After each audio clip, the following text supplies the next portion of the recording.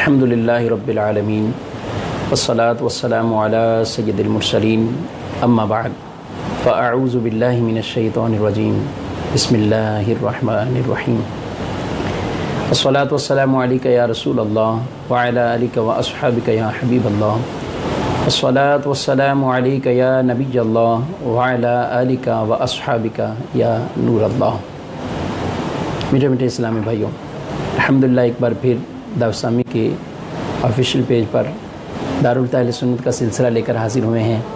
آپ کے سوالات ہوں گے، ان کے جوابات انشاءاللہ دینے کی سعی کی جائے گی۔ دین متین کے لیے آدمی جتنی بھی کوششیں کرے وہ یقیناً کم ہی ہوتی ہیں، سیکھتے رہنا چاہیے۔ ہمتاً گوش ہو کر دین متین کے احکامات کو سیکھ کر سمجھ کر اس پہ عمل کرنے کی زیادہ سے زیادہ کوشش اور صحیح کرنی چاہیے۔ علم دین سیکھنے کے بہت سے فضائل و برکات ہیں، اور بالخصوص وہ علم جن احکامات پر عمل کرنا حسب حال، یعنی اس کے روزمرہ کے معمولات ہیں، اور اس پر اس کو عمل کرنا اور اس بارے میں آگاہی حاصل کرنا، یہ انسان کے لیے بہت ضروری ہے کہ وہ جو عمل کر رہا ہے، چاہے وہ نماز ہیں، روزہ ہیں، عبادات ہیں، کاروبار ہیں، نکاح ہیں، طلاق کا ہے، کوئی بھی ایسے معاملات ہیں جن کا تعلق معاملات شرعی معاملات سے ہیں، تو ان کے لیے آگاہی سیکھنا اس کے لیے بہت ضروری ہوتا ہے، تاکہ وہ جو بھی عمل کرنا چاہ رہے ہیں وہ حتی الامکان درست طریقے سے شریعت مطہرہ کے بتائے ہوئے طریقے کے مطابق اس پر وہ عمل کریں۔ الحمدللہ یہی جذبہ لے کر مجلس ایک بار پھر یہ سلسلہ لے کر حاضر ہوئی ہیں۔ اللہ تبارک و تعالیٰ کی بارگاہ میں دعا ہے ہم جو کچھ یہاں سیکھیں، اللہ تعالیٰ ہم سب کو اس پر عمل کرنے کی بھی توفیق عطا فرمائے۔ یہاں ایک بات عرض کرتا چلوں، جو آپ سوالات آپ کے ہوں گے انشاءاللہ کمنٹس کے اندر اپنے سوالات آپ وہ بھی لکھ سکتے ہیں، اور کچھ سوالات جو آپ پہلے بھی بھیج چکے ہیں اسی آفیشیل پیج پر، انشاءاللہ ان سے ہم اپنے سوالات کا سلسلہ شروع کرتے ہیں۔ جی حسن بھائی۔ ملک فہیم بھائی ہیں، پوچھ رہے ہیں کہ نماز پڑھتے وقت اگر ذہن میں دنیاوی خیالات آئیں تو ان سے کیسے بچا جائے؟ نماز پڑھتے ہوئے دنیاوی خیالات کا آنا شیطان کی سب سے بڑی ایک رکاوٹ ہوتی ہے۔ انسان کو اولاً تو وہ نماز پڑھنے ہی نہیں دیتا، اور جب آدمی کسی طرح اس چیز کے لیے کوشش کر کے کامیاب اس حد تک ہو جاتا ہے کہ نماز کے لیے کھڑا ہو جاتا ہے، تو شیطان اس کے پاس آتا ہے اور پھر اس کو طرح طرح سے ورگلاتا ہے۔ کبھی کہتا ہے فلاں کام یاد کرو، کبھی کہتا ہے فلاں کام یاد کرو، اس کی توجہ ہم مسلسل ہٹانے کی کوشش کرتا ہے۔ اور بہت سے لوگ خود بھی اس طرح کے معاملات ان کو نماز میں درپیش ہوتے ہیں کہ جیسے ہی نماز میں آتے ہیں وہ اپنی دنیاوی معاملات کو یاد کرتے ہیں۔ ان کا ایک انداز طریقہ ہی کچھ ایسا ہوتا ہے کہ کاروبار کو یاد کریں گے، کاروبار کے ساتھ اپنے دیگر معاملات کو قصداً اپنے ذہن دماغ کے اندر لائیں گے، اور نماز کے اندر گویا کہ وہ حاضر ہی نہیں رہتے۔ حالانکہ حدیث مبارک کے اندر واضح طور پر ارشاد فرمایا گیا جب آدمی نماز پڑھتا ہے تو پھر اپنی توجہ کسی اور طرف لے کے جاتا ہے، تو اس کو منادی ندا دے کے کہتا ہے کہ اللہ کی رحمت تمہاری طرف متوجہ ہے اور تم کسی اور طرف متوجہ ہو رہے ہو۔ پھر ایک مرتبہ، دو مرتبہ جب ایسا کرتا ہے، یہاں تک کہ اس کو اس کے حال پہ چھوڑ دیا جاتا ہے، اور اللہ کی رحمت بھی اس سے اپنی توجہ خاص ہٹا لیتی ہے۔ تو آدمی کو کوشش کرتے رہنا چاہیے نماز کے اندر اپنا دل لگائے۔ اس کا بہترین ایک طریقہ یہ ہے کہ ہم حتی الامکان کوشش کریں اپنے آپ کو خود دماغی طور پر نماز میں حاضر رکھیں۔ اس کے ساتھ ساتھ جو ہم نماز میں پڑھ رہے ہیں اگر ہمیں ان کا ترجمہ یاد ہو جائے، اگر ہم اس کے ساتھ ساتھ سورہ فاتحہ پڑھتے ہیں، اس کا ہمیں ترجمہ بھی آنا چاہیے۔ صورتیں جو ہم کچھ پڑھتے ہیں، چند صورتوں کا ہم ترجمہ بھی یاد کر لیں۔ اس طرح ہم اتحیات پڑھ رہے ہیں تو ہمیں اس کا بھی ترجمہ آنا چاہیے، تاکہ انسان پوری توجہ کے ساتھ کہ وہ اللہ کی بارگاہ میں کیا مناجات کر رہا ہے، اللہ کی بارگاہ میں کس انداز سے اپنی حاضری پیش کر رہا ہے، تو انشاءاللہ حتی الامکان یوں ہوگا کہ اس کی بہت زیادہ توجہ نماز کی طرف رہے گی انشاءاللہ العزیز۔ اسلامی بہن کا ایک سوال ہے، کیا محرم کے روزے 8، 9، 10 محرم کے تینوں دن رکھنا ضروری ہے، یا 9، 10 یا 10 اور 11 کو بھی رکھ سکتے ہیں؟ محرم الحرام شریف کے جو روزے ہیں یہ نفلی روزے ہیں، ضروری اس طور پر کہ یہ واجب ہیں یا کوئی اگر نہ رکھے تو گناہ گار ہوگا، ایسا نہیں ہے۔ یہ نفل روزے ہیں، مستحب روزے ہیں۔ البتہ بطور خاص چونکہ بہت مبارک مہینہ ہے، حرمت والا مہینہ ہے، عزت و احترام والا مہینہ ہے، تو اس طور پر اس کے مہینے کے روزے یعنی ایک ایک روزہ ایک ایک مہینے کے برابر اس کو اجر و ثواب ملتا ہے۔ اور بطور خاص عاشورہ کا روزہ 10 محرم الحرام شریف کا روزہ، جیسے میرے آقا صلی اللہ تعالیٰ علیہ وآلہ وسلم نے فرمایا کہ اللہ پر گمان ہے کہ ایک سال کے لیے وہ کفارہ بن جاتا ہے، تو اس کے لیے بطور خاص یہ روزہ یعنی بہت فضیلتوں والا ہے، اس کو آپ روزے کو رکھیے۔ اب کوشش کریں کہ اس کے ساتھ 9 کا رکھ لیں یا اس کے ساتھ ساتھ 10 کے ساتھ آپ 11 کا رکھ لیں، یہ بہتر ہے۔ اگر کسی نے تنہا 10 محرم الحرام شریف کا ہی روزہ رکھا اور آگے پیچھے کوئی روزہ نہ رکھا تو کوئی گناہ گار نہیں ہوگا، بلکہ اس کو 10 محرم الحرام شریف کی فضیلت ملے گی۔ ہاں حدیث میں یہ ضرور ارشاد فرمایا گیا ہے کہ ایک روزہ پہلے ملا لیا جائے یا ایک روزہ اس کے بعد ملا لیا جائے۔ صحیح۔ عبداللہ بھائی ہیں، ان کا سوال ہے کہ عورتوں اور مردوں کی نماز میں کیا فرق ہے؟ بیسک نماز جو پڑھی جاتی ہے اس کے چند ارکان اور افعال کے اندر ہے کہ مردوں اور عورتوں کی نماز میں کچھ فرق بیان کیے گئے ہیں۔ یعنی اس میں یہ ہے کہ جیسے ہاتھ اٹھانے سے متعلق ہے تو عورتیں اپنا ہاتھ اٹھانے میں کندھوں تک ہاتھ اٹھائیں گی، تکبیر جیسے کرنی ہے، اور مرد وہ کانوں تک اٹھائے گے، کانوں کی لو تک۔ تو ایک فرق یہ ہوا، اب ہاتھ باندھنا ہے تو عورتیں اپنے سینے پر ہاتھ باندھتی ہیں، اور مردوں کے لیے کہ وہ ناف سے نیچے اپنے ہاتھوں کو باندھیں گے۔ اس کے ساتھ جب رکوع کے اندر جاتے ہیں تو مرد کے لیے حکم ہے کہ اس کی بالکل ٹانگیں سخت ہوں اور ٹائٹ ہوں، اور اس کے ساتھ ساتھ اپنے ہاتھوں کو بھی وہ جو گھٹنوں پر رکھے ہوئے ہیں تو وہ انگلیاں کشادہ ہوں، اور اس کے بازو کے اندر خم نہ ہو، یعنی بالکل ہاتھ اس کے سیدھے سخت ہو کر جو ہے وہ اس کے گھٹنوں پر ہوں، اور اس طریقے سے کریں۔ جبکہ عورت کے لیے یہ حکم ہے کہ اس کی ٹانگوں میں بھی کچھ خم ہو اور بالکل مردوں کی طرح ٹائٹ نہ ہو، اسی طرح اپنے ہاتھوں کی انگلیوں کو بھی جو ہے وہ کشادہ نہیں بلکہ ان کو ملا کر رکھیں گی۔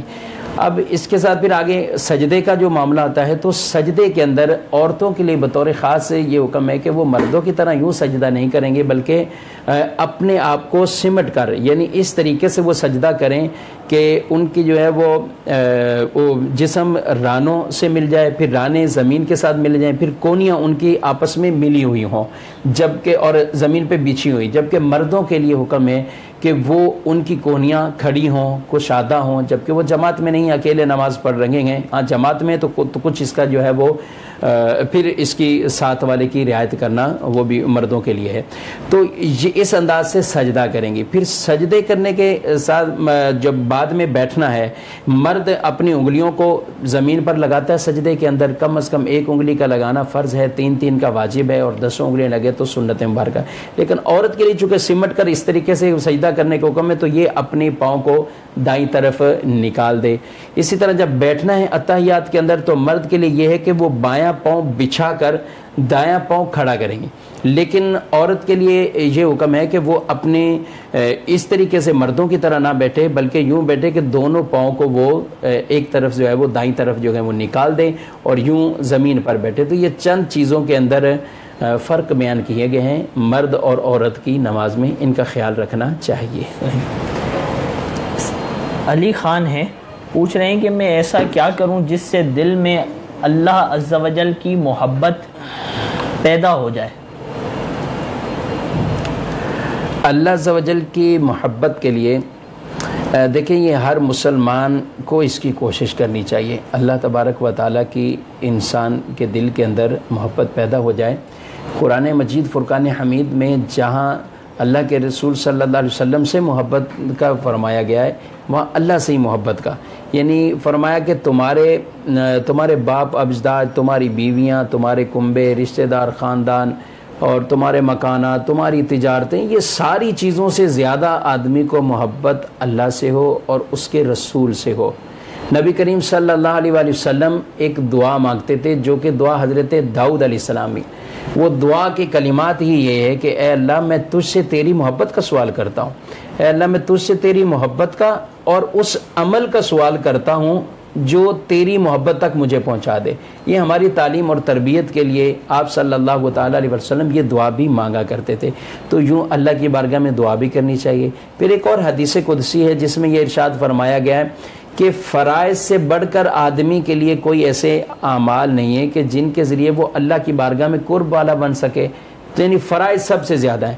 پھر فرائض سے زیادہ کوئی اور محبوب عمل نہیں ہے. پھر فرائض پر آدمی عمل کرتا ہے یعنی گناہوں سے بچتا ہے اور فرض کاموں پر عمل کرتا ہے. دو یہ کام ہے. اس کے ساتھ ساتھ نفلی کاموں کے اندر جب وہ آدمی کثرت کرتا رہتا ہے یہاں تک کہ اللہ تبارک و تعالیٰ اس بندے کو اپنا محبوب بنا لیتا ہے.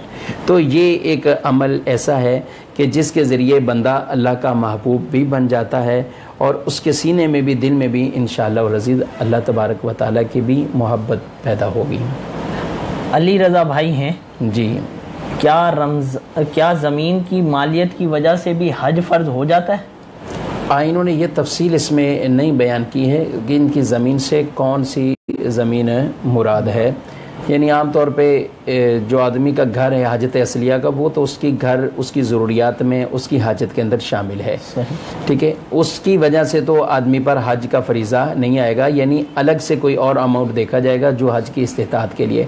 حج کی کئی شرائط ہیں. اس کے اندر ایک مین شرط استطاعت بھی ہوتی ہے کہ جس کے لیے عمومی طور پہ بہت سے لوگ سوالات کرتے ہیں.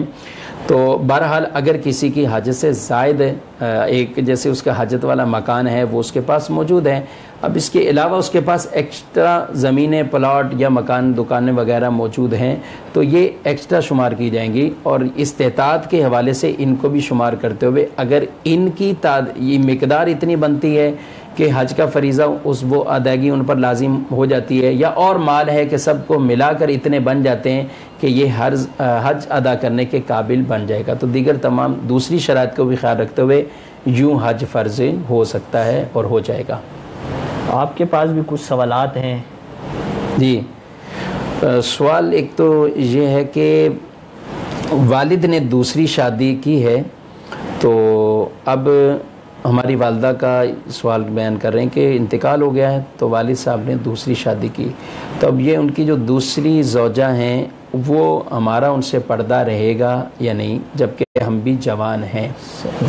تو دیکھیں وہ سوتیلی ماں ہیں.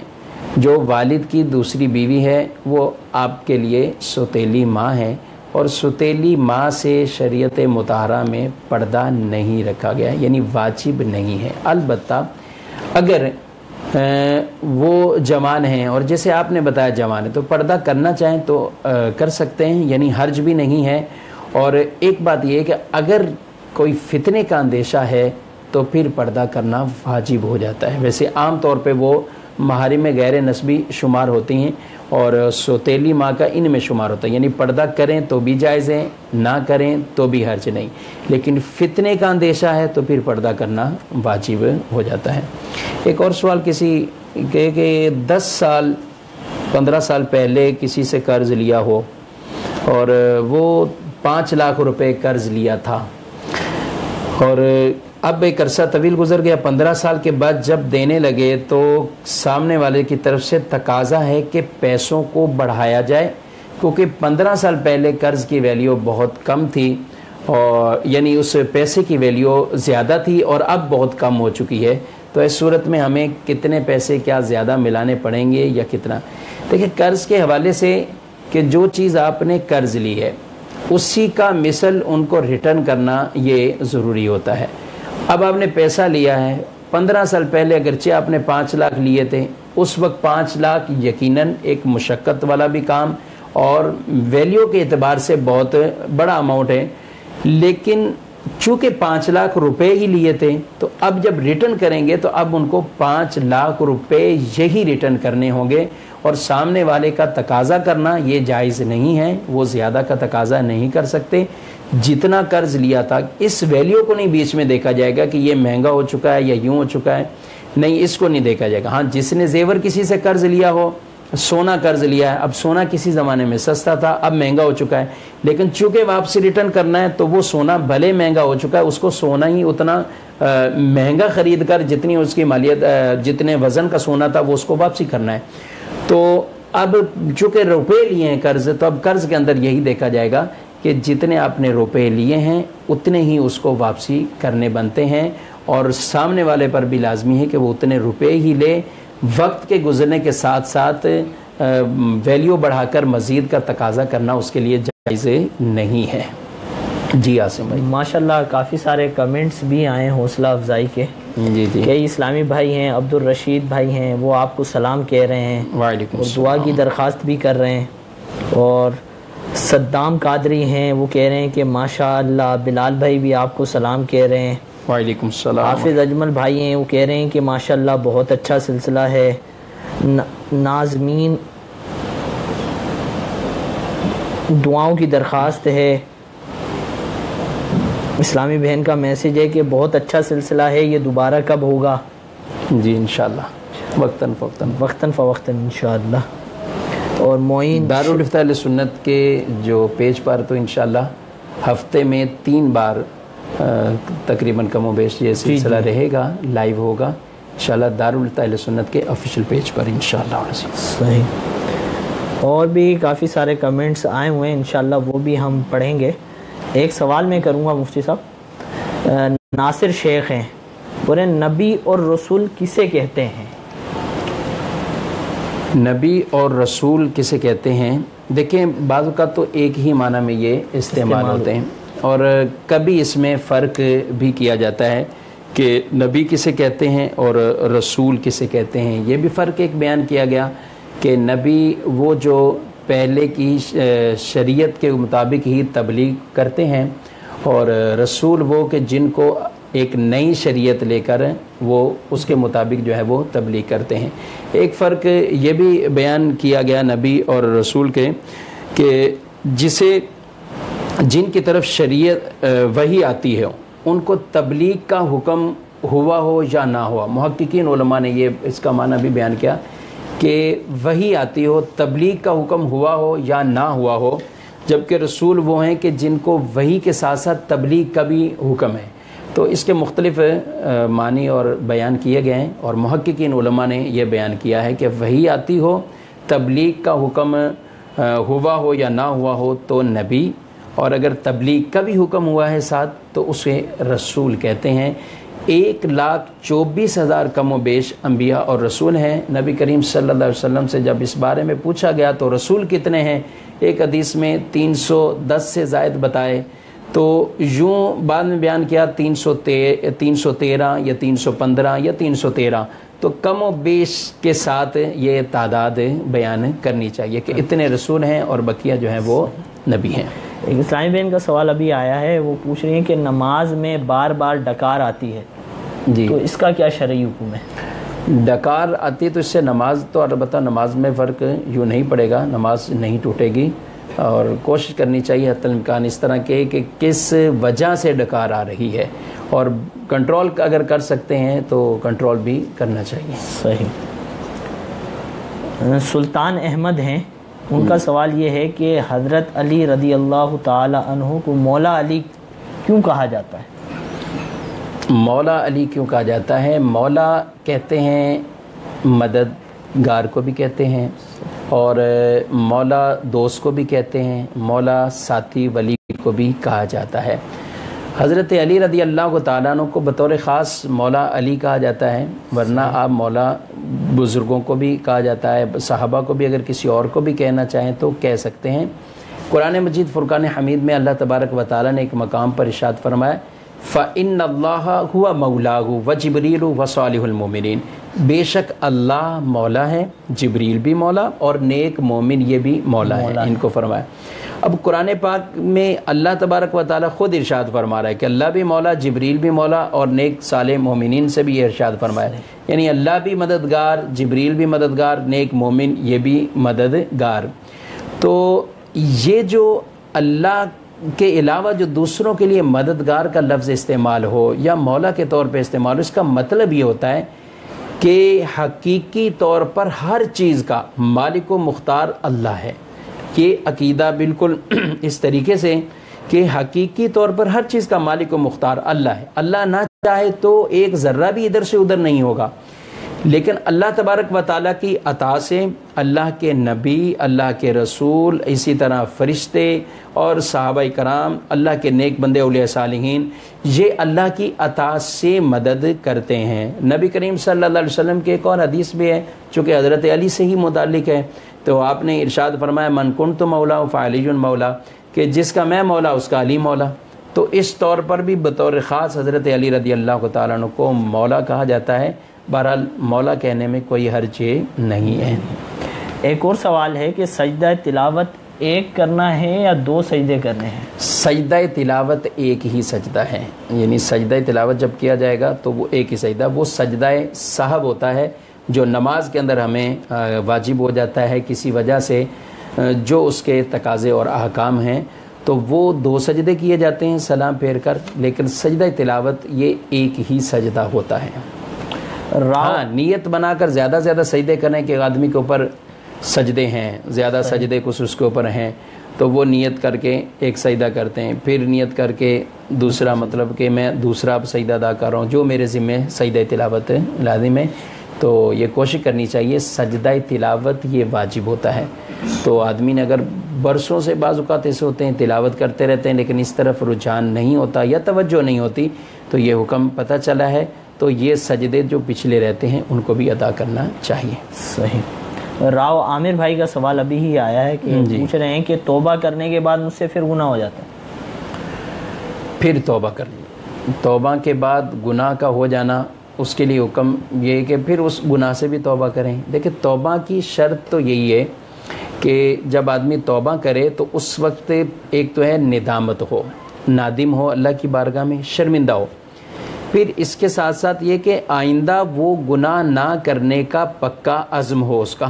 صحیح. تو پکا جب عزم کر لیتا آدمی کہ میں نے آئندہ وہ گناہ نہیں کرنا، اب اگرچہ اس کے بعد پھر اس سے وہ گناہ کسی وجہ سے سرزد ہو جاتا ہے تو اس کو تو یہ پھر بھی معافی ہے اور یہ اللہ کی بارگاہ میں توبہ کریں، انشاءاللہ العزیز اللہ کی رحمت سے امید ہے اس کا گناہ یہ اللہ تعالیٰ معاف فرمائے گا. اور ساتھ یہ بھی ہے کہ جو شخص یہ ارادہ نہیں کرتا کہ آئندہ کے لیے میرے گناہ چھوڑنا ہے، یہ ارادہ نہیں ہوتا، بس توبہ کی میں نے لیکن عزم نہیں ہے اس کا کہ آئندہ وہ گناہ نہیں کروں گا، تو ایسا شخص جسے کہا جائے گناہ پہ قائم رہتا ہوا توبہ کرے، حدیث میں فرمایا وہ اللہ سے ٹھٹا کرنے والا ہے، مذاق کرنے والا ہے.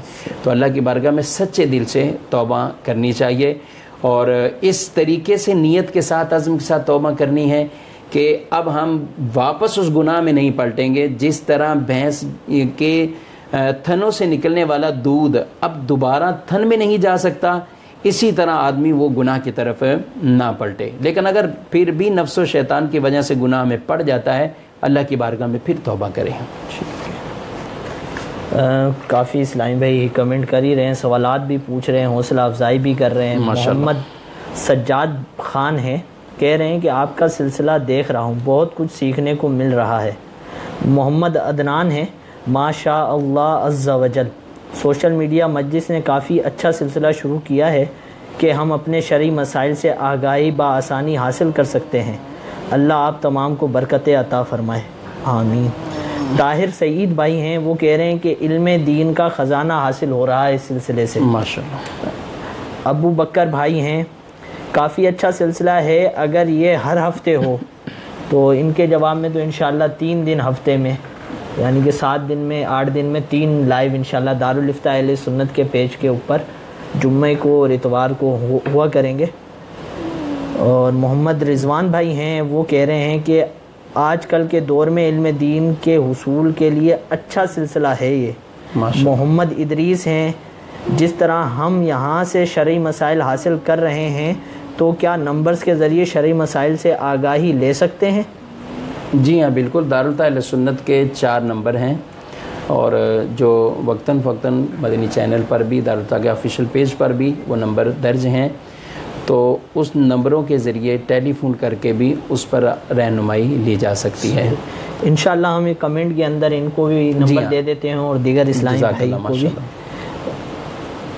اور کافی سارے سوال ہیں. عثمان سرور بھائی ہیں، تقوی کے حصول کا کیا طریقہ ہے؟ تقوی کے حصول کا طریقہ، تقوی کہتے ہیں کہ اللہ تبارک و تعالیٰ سے ڈرنا اور ہر اس کام سے اپنے آپ کو بچانا کہ جس کے کرنے کی وجہ سے یا جس کے نہ کرنے کی وجہ سے آدمی عذاب کا حقدار بن رہا ہو، تو یہ کہلاتا ہے تقوی. بعض بزرگوں نے فرمایا کہ اللہ تمہیں ایسی جگہ نہ پائے، نہ دیکھے جس جگہ سے اللہ نے منع فرمایا ہے. تو تقوی واقعی بہت اعلیٰ چیز ہے متقین کے بڑے فضائل قرآن اور حدیث میں بیان فرمائے۔ نبی کریم صلی اللہ علیہ وسلم نے اپنے خطبہ وداع کے اندر، آپ نے حجۃ الوداع کے خطبہ میں یہ ارشاد فرمایا کہ اجمی کو عربی پر فضیلت نہیں ہے، عربی کو اجمی پر فضیلت نہیں ہے، کالے کو گورے پر فضیلت نہیں ہے، گورے کو کالے پر فضیلت نہیں ہے، اگر فضیلت ہے تو وہ تقوی کے دار و مدار پر ہے۔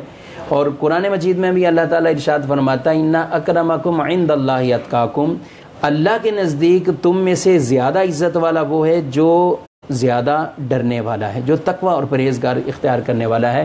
دیکھیں تقوی کی کئی قسمیں ہیں، جب آدمی نے اپنے آپ کو کفر سے بچانا، یہ بھی تقوی کا ایک درجہ ہے کہ جب مسلمان ہوا ہے تو اس کا مطلب کفر کی لعنت اس سے دور ہے۔ ایک درجہ یہ کفر سے اپنے آپ کو بچایا، اس نے مسلمان ہوا ہے الحمدللہ، یہ تو سب مسلمانوں کو تقوی کا درجہ حاصل ہے۔ پھر آگے اسلام لانے کے بعد جو اسلام کے احکامات ہیں، فرائض ہیں، یعنی نمازیں پڑھنا ہے، زکوٰۃ دینا ہے، حج کرنا ہے اگر طاقت ہے، زکوٰۃ کے اگر نصاب کو پہنچتے ہیں، رمضان کے روزے ہیں، تو یہ وہ فرائض ہیں جن پر عمل کرنا ہے۔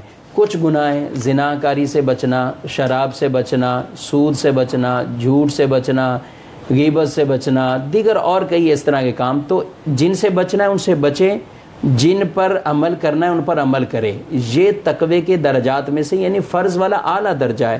پھر آگے واجب ہیں، پھر آگے شبہات کے معاملات گئے، یعنی ان چیزوں سے اپنے عقائد کی اصلاح ایسے کرنا کہ بد مذہبی سے اپنے آپ کو بچائے رکھنا، یہ بھی تقوی کا درجہ ہے۔ تو ان معاملات پہ جب ہم پریکٹیکل کرتے ہوئے عمل کریں گے تو انشاءاللہ یہ تقوی کے مراتب جو ہیں وہ آدمی طے کرتا رہے گا انشاءاللہ۔ انشاءاللہ عز و جل۔ محمد مدثر بھائی ہیں، پوچھ رہے ہیں کہ پیشاب کے قطروں سے وضو ٹوٹ جاتا ہے یا نہیں؟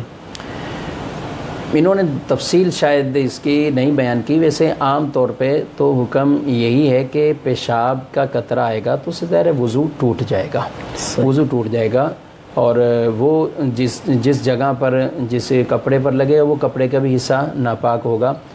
اب بعض اوقات ایسے ہوتا ہے کہ جو شرعی طور پر معذور کی کیٹیگری میں آ جاتے ہیں، تو اب انہوں نے ایک مرتبہ وضو کیا، اگر وہ شرعی معذور ہوتے ہیں، لیکن اس کی تعریف سمجھنا، یعنی جن کا مسئلہ ہے میں ان سے یہی گزارش کروں گا کہ آپ خود براہ راست دارالتعلیم سنت میں فون کیجئے، آپ اپنی کیفیت بتائیں تاکہ آپ کو آپ کے حساب سے وہ جواب ملے کہ آپ واقعی ہی شرعی فقیر کی کیٹیگری میں آتے ہیں کہ نہیں۔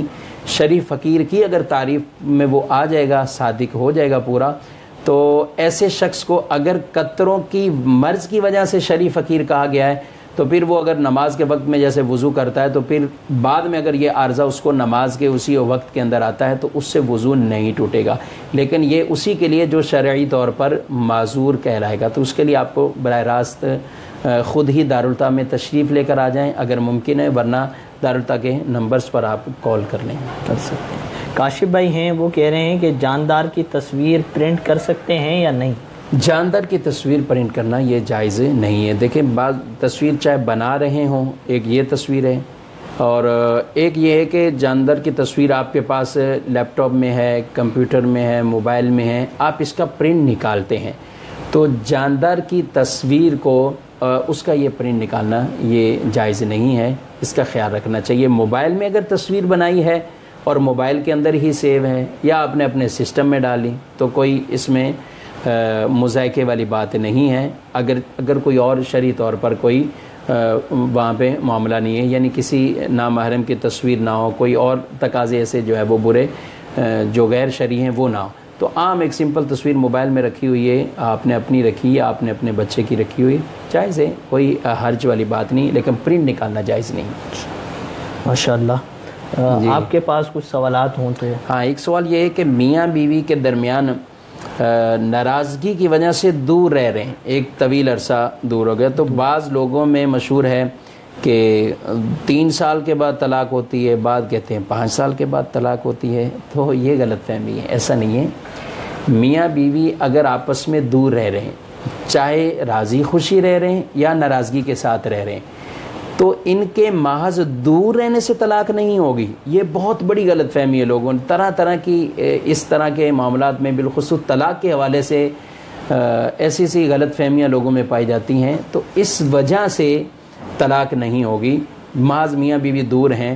ہاں البتہ ان کے لیے حکم شریعت کا یہی ہے کہ ایک دوسرے کے حقوق کے کیوں اس طریقے سے کر رہے ہیں یعنی دور ہی رہ کر کیا فائدہ ہے؟ اگر بالفرض ان کی آپس میں کوئی نہیں بن پاتی، یا یہ نہیں آپس میں صلح صفائی کرنا چاہتے، اور یا اللہ کے وہ حدود احکام کو پورا نہیں رکھ سکتے، تو یہ شرعی تقاضوں کے مطابق ہی طلاق کے ذریعے جدائی اختیار کر لیں، یعنی ایک طلاق کے ذریعے آپس میں جدائی اختیار کر لیں، بجائے یہ کہ یہ میاں بیوی بھی ہیں اور دور رہ کر ایک دوسرے کے حقوق کو یوں پامال کر رہے ہیں۔ تو جس کی طرف سے بھی قصور بیوی کی طرف سے ہو تو وہ اللہ کی اطاعت اور فرما برداری کرتے ہوئے اپنا گھر بسائے، شوہر کی طرف ہے تو اس کے لیے یہی حکم ہے، دونوں کی طرف سے تو دونوں کچھ اپنے دل کے اندر نرمی پیدا کر کے اپنے گھر کو بسانے کی طرف آئیں۔ لیکن مسئلہ شرعی وہی ہے، اگر یہ 10 سال بھی اسی طرح رہیں اور طلاق کا معاملہ نہ ہو یا خلا نہیں ہو تو نکاح اس سے نہیں ٹوٹے گا۔ لوگوں کے اندر یہ غلط فہمی ہے کہ 3 سال کے بعد نکاح ٹوٹ جاتا ہے۔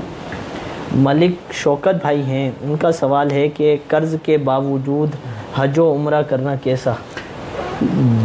قرض کے باوجود حج و عمرہ کرنا، دیکھیں قرض کے لیے یہ ہے کہ جب آدمی حج کے لیے بطور خاص یہ مسئلہ بیان کیا گیا ہے کہ بغیر ان کی اجازت سے جانا اس کو مکروہ فرمایا ہے۔ جن کی اجازت لینا آدمی کے لیے کہ وہ حج کرنے کے لیے جائے تو ان کی وہ اجازت لے، تو اس میں یہ قرض دار کو بھی بیان کیا گیا کہ یہ ان سے اجازت لے۔ لیکن بالفرض اگر کسی نے اجازت نہ لی، یا بعض اوقات قرضے ایسے ہوتے ہیں کہ جو رکاوٹ نہیں ڈالتے، مثال کے طور پر کمپنی سے قرضہ لیا ہوا ہے اور یہ اپنی سیلری سے 5,000 روپے اس نے واپسی کرنے، ہر مہینے 5,000 واپسی کرنے، کمپنی کو تقاضا ہی نہیں ہے کہ یہ ابھی پورا قرضہ میرا واپسی کرے، تو یہ اگر حج پہ جاتا ہے تو اس میں کوئی کسی طرح کا مذاکرہ نہیں، مسئلہ نہیں۔ جنید رضا ہیں، نماز تہجد کی کتنی رکعتیں ہیں؟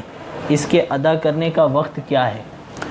نماز تہجد کی زیادہ سے زیادہ 8 رکعتیں ہیں، نبی کریم صلی اللہ علیہ وسلم سے 8 رکعتیں ثابت ہیں، اور 2 رکعتیں کم از کم ہیں، یعنی 2 رکعت بھی پڑھ لیں تو بھی تہجد کی نماز ہو جائے گی۔ البتہ زیادہ زیادہ 8 رکعتیں ہیں۔ کب پڑھی جائے گی؟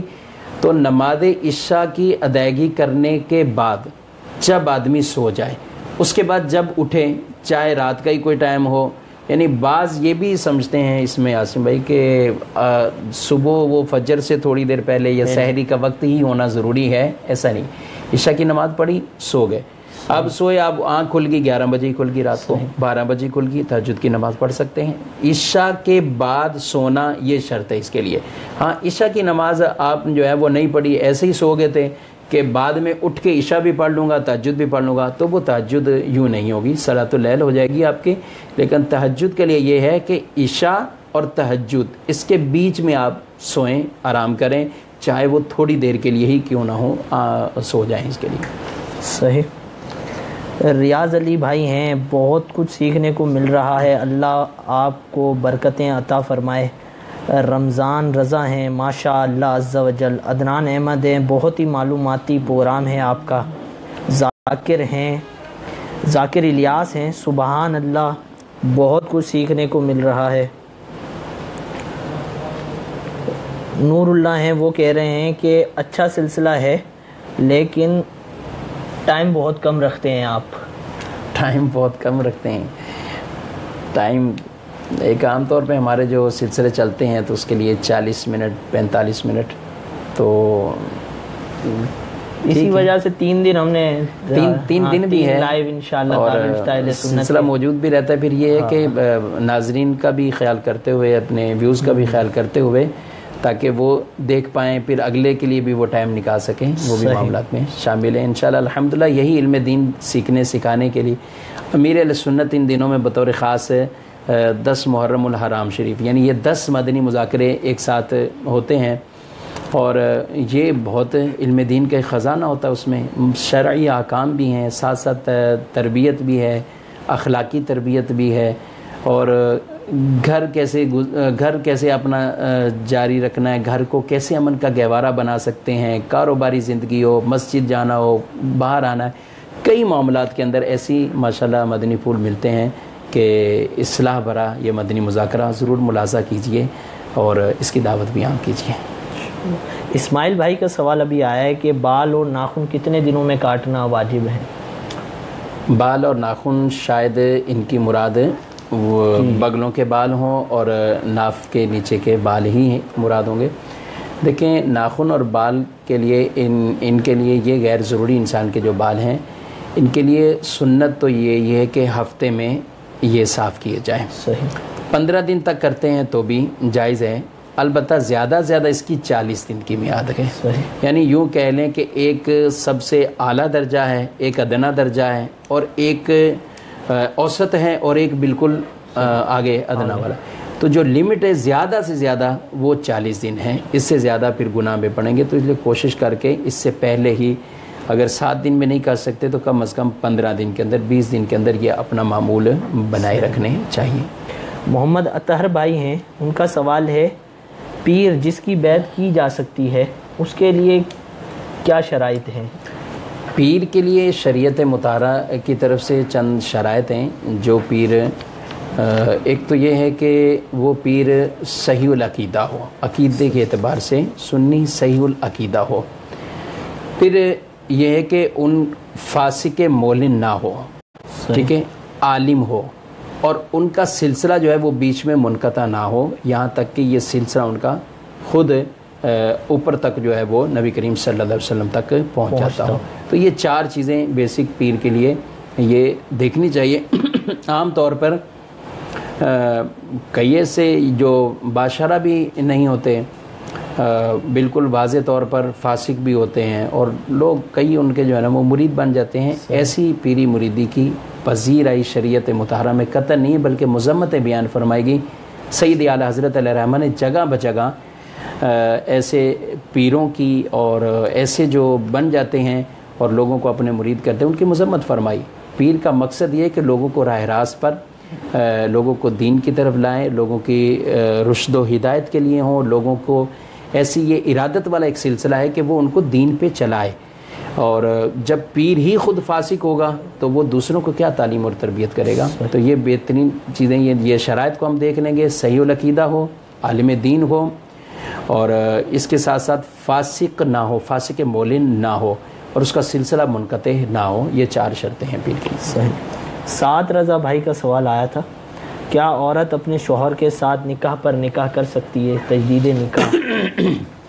عورت اپنے شوہر کے ظاہر نکاح پہ نکاح اس کو نہیں کہتے، اس کو تجدید نکاح کہا جاتا ہے. بہت سے لوگ یہ سمجھتے ہیں کہ اگر ہمارا نکاح ہوا ہے اور اب ہم میاں بیوی کے ساتھ پھر نکاح کریں تو یہ نکاح پہ نکاح ہو جائے گا. تو جو نکاح پہ نکاح حرام ہے اس کا مطلب یہ ہے کہ کوئی عورت کسی کے نکاح میں ہے، اس کے نکاح میں رہتے ہوئے وہ کہیں اور آگے جو ہے وہ شادی کرے تو یہ کہلاتا ہے نکاح پہ نکاح حرام. اور اس کی بالکل قطعاً اجازت نہیں ہے. اور جو اپنے ہی شوہر کے ساتھ نکاح کرنا ہے تو یہ کہلاتا ہے تجدید نکاح. انسان کو کرتے رہنا چاہیے، اور بلکہ علماء نے اس کی واضح طور پر ارشاد فرمایا ہے کہ 15 دن میں 1 ماہ کے اندر اس چیز کو دہرا لینا چاہیے، تجدید نکاح کر لینا چاہیے. امیر اہل سنت کی کتاب کفریہ کلمات کے بارے میں سوال جواب، اس کے اندر بھی اس کا طریقہ موجود ہے، پورا وضاحت کے ساتھ وہ طریقہ بھی بیان کیا گیا ہے. اس کا مطالعہ کیجئے اور اس کے مطابق یہ کر سکتے ہیں. صحیح. فاروق رضوان ہیں، ان کا سوال ہے کہ کیا استعمال شدہ زیورات پر بھی زکوٰۃ لازم ہوگی؟ استعمالی زیورات ہوں یا ویسے زیورات اگر نصاب کو پہنچتے ہیں، خود زیورات نصاب کو پہنچ جاتے ہوں یا دوسرے مال سے ملانے کے ساتھ وہ نصاب، یعنی جیسے زیور بھی ہے اس کے پاس اور ساتھ چاندی ہے یا اپنا کیش ہے، نقدی رقم ہے، پرائز بانڈ ہے، تجارت کا سامان ہے، جو زکوٰۃ کے معاملات، تو یہ اگر ملا کر اتنے پہنچتے ہیں کہ زکوٰۃ ان پہ لازم ہو تو بالکل زکوٰۃ لازم ہوگی. یہ بھی بعض خواتین کے اندر غلطی ہے اور غلط بات مشہور ہے کہ جو ہم پہنتی ہیں، جو ہمارے کنگن ہیں یا ہاتھوں کی جو چوڑیاں ہیں، ان پہ زیورات پہ زکوٰۃ نہیں ہے، یہ تو ہم استعمال کرتی تھے. ایسا نہیں ہے. صرف اس زیور پہ زکوٰۃ نہیں ہے کہ جو آپ نے سنبھال کے رکھے ہوئے ہیں یا جو آپ نے تجارت کے لیے رکھے ہوئے ہیں، نہیں، بلکہ جو پہن بھی رہے ہیں، جو استعمال بھی کر رہے ہیں، ان پہ بھی زکوٰۃ ہے. نبی کریم صلی اللہ علیہ وسلم کے پاس عورت آئی تو آپ نے ان کے دیکھا ہاتھ میں کنگن، تو ہم نے پوچھا یہ اس کی زکوٰۃ دیتی ہوں؟ تو کہا نہیں. تو فرمایا کہ پسند کرتی ہوں کہ یہ آگ کے اندر تبدیل کیا جائے. تو انہوں نے پھر آپ صلی اللہ علیہ وسلم نے ان کو حکم شرعی بیان کیا. تو زکوٰۃ ان پر بھی لازم ہوتی ہے لیکن شرائط کے ساتھ ہی. نبیل ملک ہیں، پوچھ رہے ہیں کہ بات پر قسم کھانے والے کے لیے شریعت کیا حکم دیتی ہے؟ قسم ضرورت ہو حاجت ہو کھانی چاہیے، بات بات پر قسم نہیں کھانی چاہیے۔ جب ہم بات بات پہ قسم کھاتے ہیں تو سامنے سے قسم کے جو اعتماد اور تقاضے ہوتے ہیں وہی ختم ہو جاتے ہیں۔ قسم کس لیے ہوتی ہے؟ قسم اس لیے ہے کہ جب آپ کی بات میں تردد اور شک کیا جا رہا ہے اور آپ اپنی بات کو پختہ کر کے سامنے پیش کرنا چاہ رہے ہیں، آپ اپنا موقف پختہ کر کے پیش کرنا چاہ رہے ہیں، سامنے والا یقین کر لے تو قسم رکھی گئی۔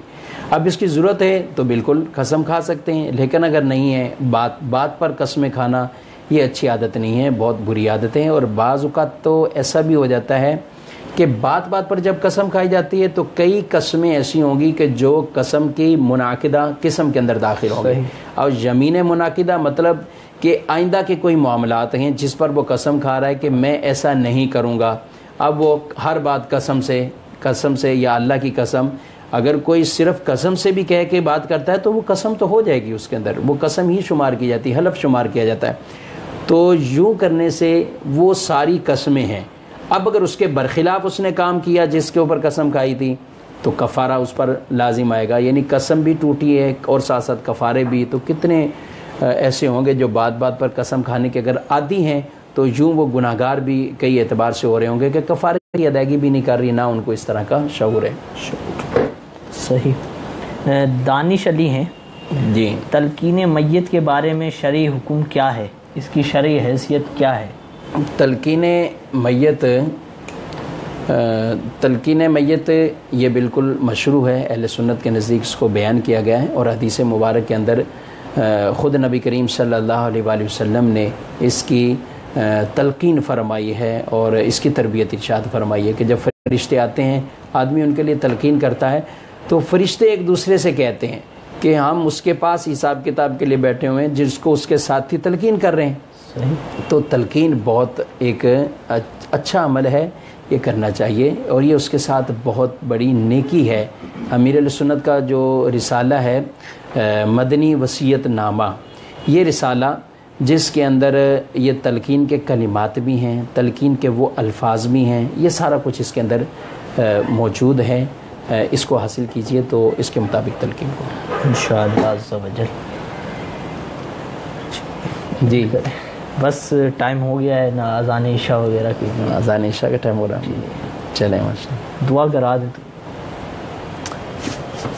بسم اللہ الرحمن الرحیم، الحمدللہ رب العالمین والصلاة والسلام علی سید المرسلین، اللہم ربنا تقبل منا انک انت السمیع العلیم وتب علینا انک انت التواب الرحیم، اللہم اجرنا من النار، اللہم اجرنا من النار، اللہم اجرنا من النار، یا اللہ یا رحمان یا رحیم یا کریم یا ارحم الراحمین یا ارحم الراحمین یا ارحم الراحمین۔